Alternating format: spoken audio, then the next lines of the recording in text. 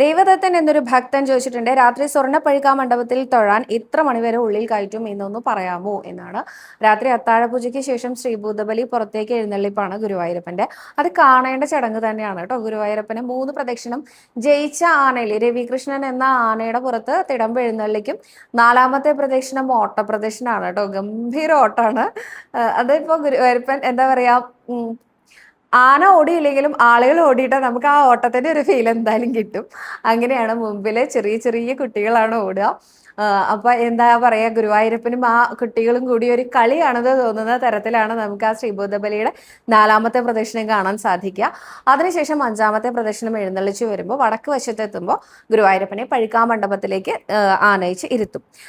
അതിന് മുന്നോടിയായിട്ടുള്ള ചടങ്ങ് വടക്ക് വശത്ത് നിന്ന് കാണാൻ നല്ല രസമാട്ടോ. കാരണം 4ാമത്തെ ഓട്ടപ്രദക്ഷിണം കഴിഞ്ഞ് ഗുരുവായൂരപ്പൻ ആനപ്പുറത്ത് അവിടുന്ന് അങ്ങോട്ട് നീങ്ങിയ ഉടനെ അനേകം പേര്, എല്ലാ ഗുരുവായൂരപ്പന്റെ ഭക്തരും അല്ലെങ്കിൽ ദാസരും എല്ലാവരും കൂടെ ചേർന്ന് നേരെ പഴുക്കാമണ്ഡപം എടുത്തു വെക്കുന്നു. അതിന്റെ അലങ്കാരങ്ങളെല്ലാം റെഡിയാക്കുന്നു. അവിടെ വിളക്ക് കത്തിച്ചു വെക്കുന്നു, അശ്വഗന്ധം പുകയ്ക്കുന്നു. എല്ലാം ഏകദേശം ഒരു 5 മിനിറ്റിൽ എല്ലാം റെഡിയാവും.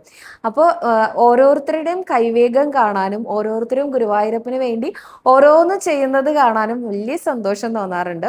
അവിടെ എഴുന്നള്ളിച്ച് വെക്കുന്നത് ഏതാണ്ട് ഒരു 8:45 കൂടി എഴുന്നള്ളിച്ച് വെക്കലാവും. അത് തുടങ്ങി 12:45 1 മണി വരെയും എഴുന്നള്ളിപ്പുണ്ട്. അതുകൊണ്ട് തന്നെ നമുക്ക് അത്രയും നേരം തൊഴാൻ സാധിക്കും. ചുറ്റമ്പലത്തിലെ വടക്ക് വശത്ത് കൃഷ്ണനാട്ടങ്ങളി നടക്കുന്ന സ്ഥലത്താണ് ഈ എഴുന്നള്ളിച്ച് വെക്കുന്നത്. ഇതിനുള്ള വരി പുറത്തുനിന്ന് സാധാരണ ക്യൂ കോംപ്ലക്സിലൂടെ വന്നിട്ടുള്ള വരിയിലൂടെയാണ് അകത്തേക്ക് പ്രവേശിക്കേണ്ടത് കേട്ടോ. അപ്പൊ എല്ലാവരും വേഗം വന്നോളൂ. പഴുക്കാമണ്ഡപത്തിലെ അഭീഷ്ടദായകനായിട്ടാണ് ശ്രീ ഗുരുവായൂരപ്പന്റെ ഭാവം. എന്ത് പ്രാർത്ഥിച്ചാലും നടക്കുന്ന കേട്ടോ പറയാ. മറ്റുള്ളവർക്ക് ബുദ്ധിമുട്ടുണ്ടാക്കാത്ത ഓരോ പ്രാർത്ഥനകളുമായിട്ട് നമ്മൾ ഓരോരുത്തർക്കും ഈ പഴുക്കാമണ്ഡപത്തിൽ തൊഴാൻ സാധിക്കട്ടെ. ശ്രീ ഗുരുവായൂരപ്പന്റെ അനുഗ്രഹം ഓരോരുത്തർക്കും ലഭിക്കട്ടെ.